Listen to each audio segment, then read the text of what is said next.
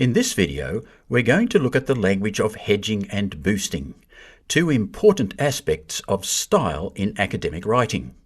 We will look at how these two styles use adverbs of frequency, adverbs and adjectives of certainty, modal verbs, and other verbs to achieve their aims.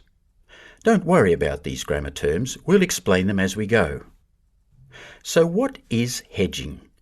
Well, we use hedging language when we want to soften what we are saying to avoid making too strong a claim. Look at these two sentences. What's the difference?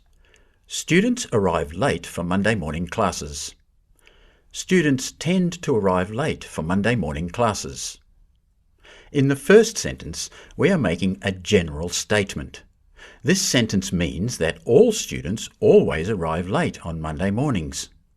In most cases, this is likely to be an overgeneralization, and it would be quite easy to show that this was not always true. In the second sentence, we have used tend to limit or qualify our claim. This is called hedging. Hedging language is useful in academic writing as it is often not possible to make a 100% or absolute claim from the information or data that we have. Let's look at some common ways to add hedging in our writing.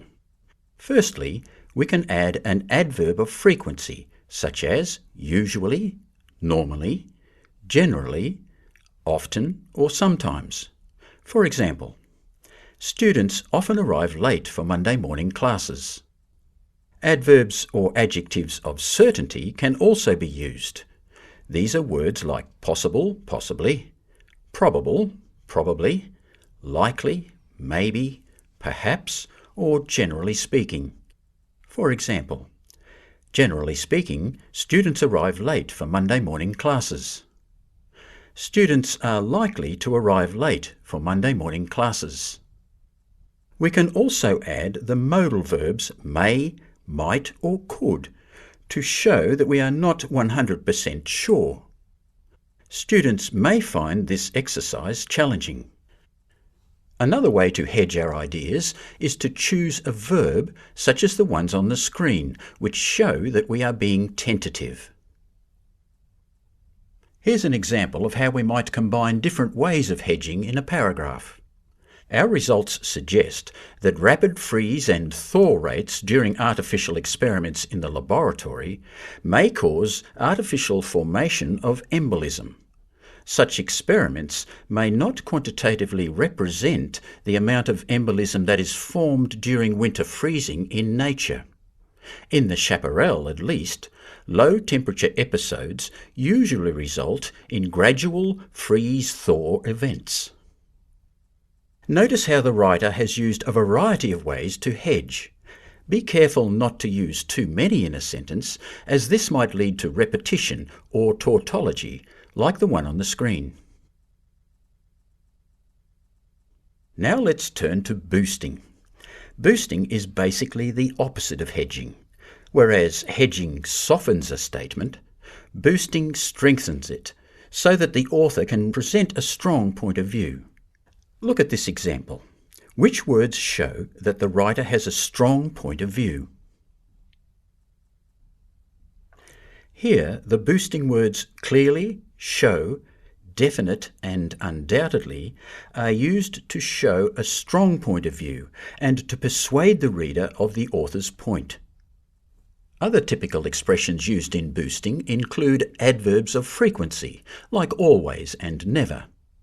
Employees will always respond positively in such circumstances. Adverbs or adjectives of certainty are also used, such as certain, certainly, obvious, obviously, definite, definitely, conclusive, conclusively, evident, evidently.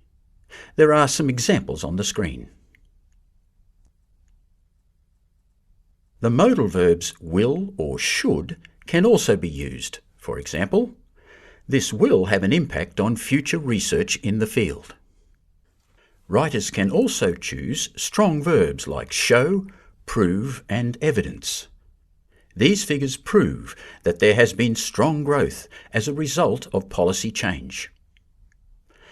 Let's compare a sentence that first uses boosting language and then hedging language.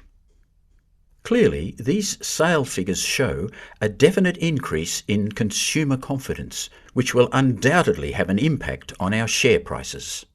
Compared with, these sales figures suggest a possible increase in consumer confidence, which may have an impact on our share prices. You can see that hedging and boosting language makes a big difference to the message. The table on the screen summarizes the language we have looked at in this video for hedging and boosting. It is important to know when to hedge and when to boost. You also need to be aware of cultural differences. It may be more common in your country to boost rather than to hedge. Generally speaking, hedging is more common in English than boosting. Boosting and hedging also differ by subject. Research has shown that hedging is more common in the arts and the social sciences than in the hard sciences. So it's important to become aware of how expert writers use hedging and boosting language in your discipline by reading and trying to notice their use. Now try the exercises below.